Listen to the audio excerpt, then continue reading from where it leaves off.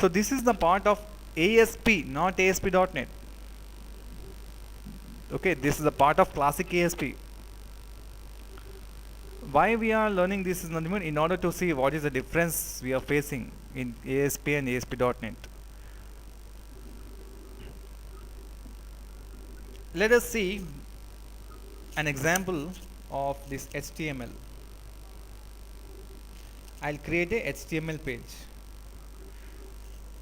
Okay, so how we can create an HTML page is nothing but just in Notepad also we can create. HTML, open the tag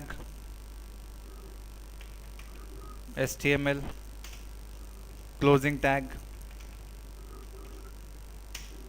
Next you will be having title.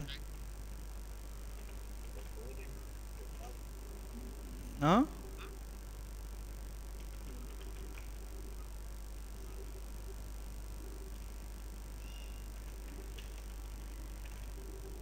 Next you will be having the body tag.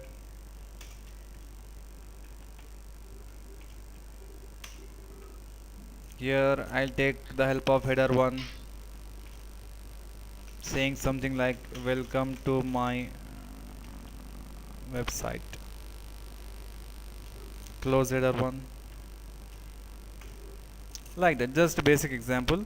Now I'll say save as. On the desktop,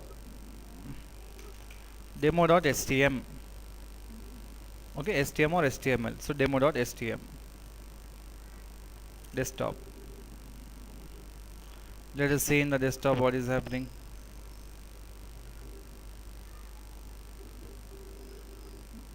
You can see a file is created, demo.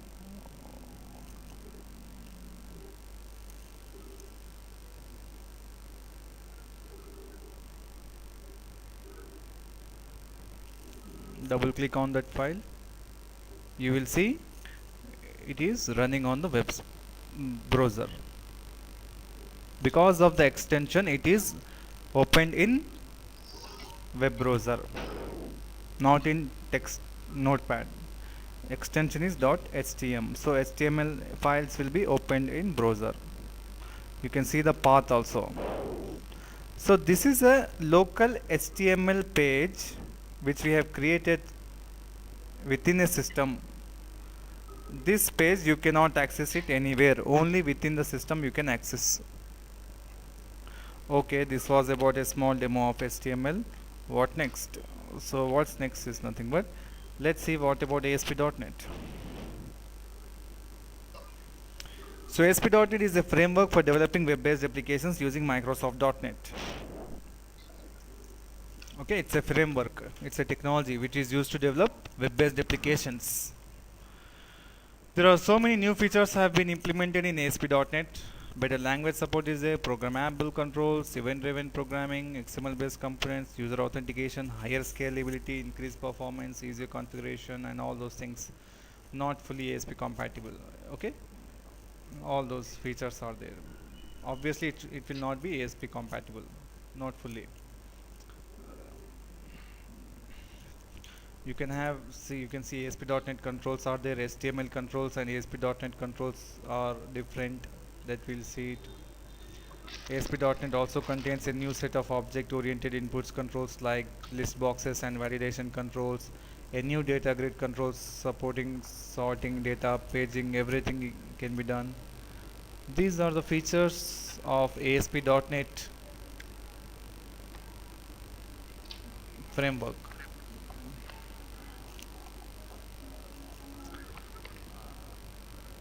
Now, let us see how we can start with ASP.NET applications.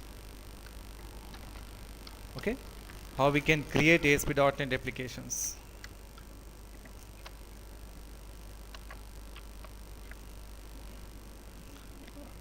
There is a disturbance is there of noise. That's why, are you working? But I am hearing some sound here.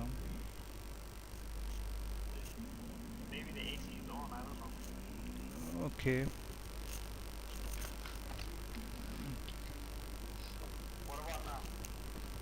Yeah, it's okay now.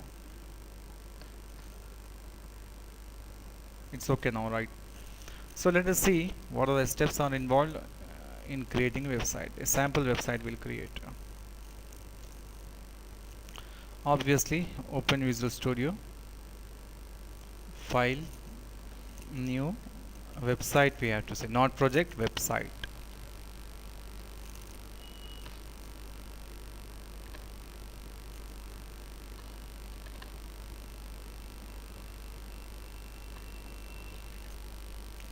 So in which language do you want the website? Just go through with the language, select the language, then select ASP.NET website, or you can go for ASP.NET empty website. Okay, what is the difference between within this ASP.NET website? By default, some pages will be included from the Microsoft.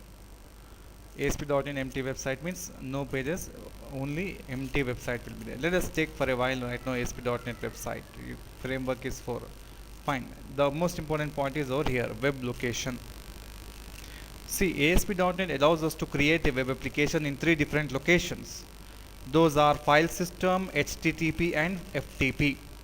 File system is nothing but in your system where you are creating. In which location do you want to save this website? Okay, the location you have to mention over here. File system. What about HTTP? Obviously, it is going to take the help of IIS. This will create a website in inetpub www root folder. This will take the help of IIS. What about FTP? File transfer protocol. Okay, on a network. Right now the requirement is of F file system. We'll go for file system, and the location is, let it be the location whatever it is by default. I am saying okay over here right now.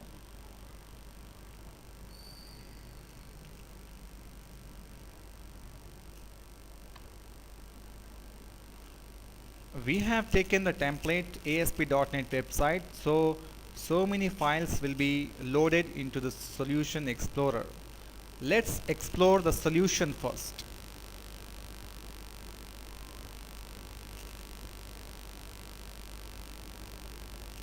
As you can see in my solution explorer, this is my website. The name of the website by default it is website 1. It has some folders like account. In account there are some pages are there. Okay, and here scripts folder, styles folder, and about page, default page, and some more files. We'll get back to that later.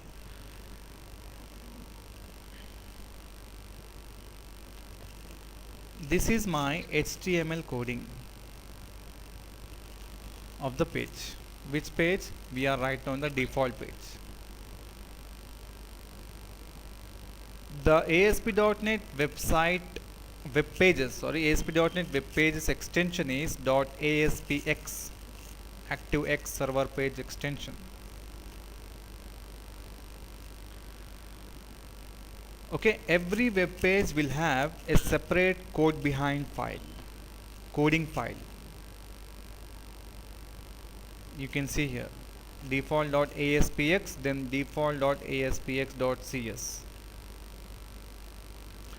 what will be there in .cs file is nothing but right click, say view code, open. You can see coding, our normal C# coding will be there.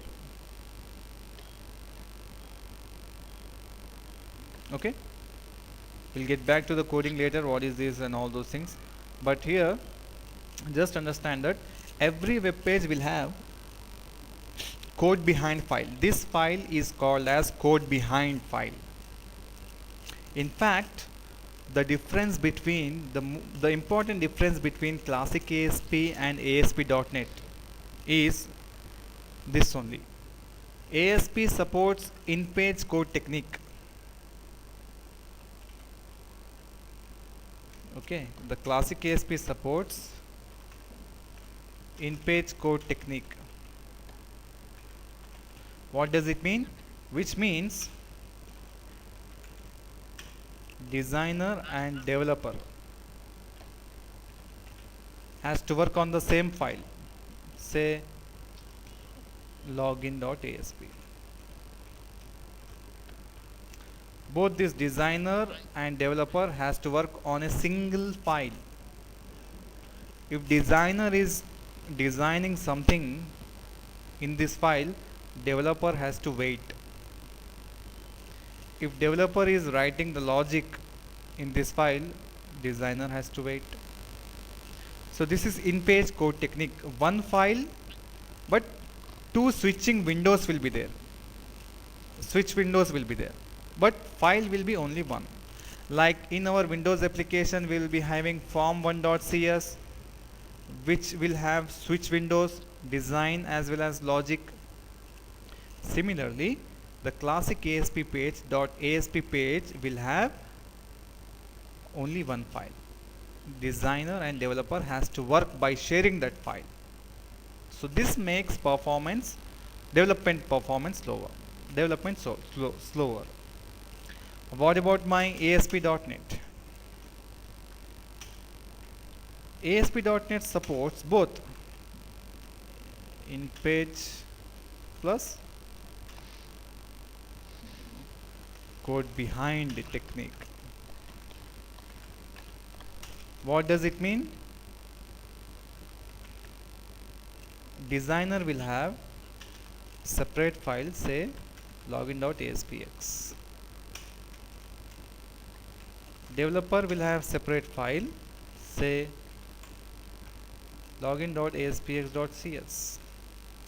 Two separate files. Getting? See here. Right now this is the code behind file. Say you are the developer, I am the designer. You can work in this file. I will work on my file default.aspx. I will write my HTML coding, I will design my page and all those things.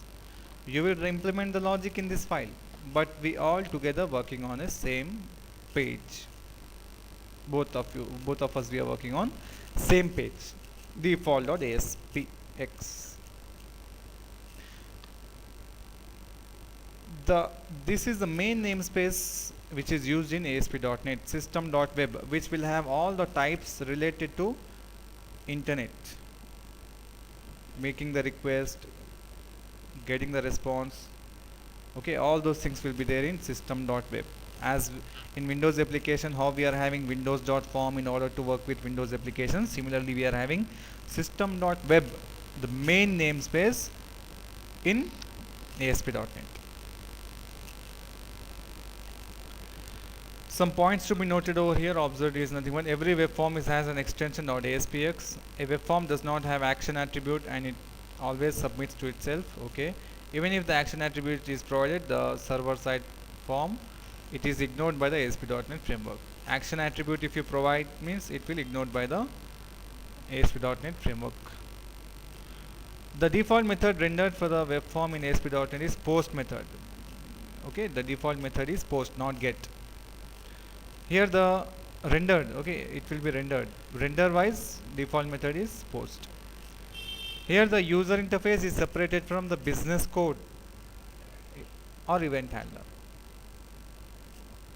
Yeah, talking about this, code behind is separated, design is separated.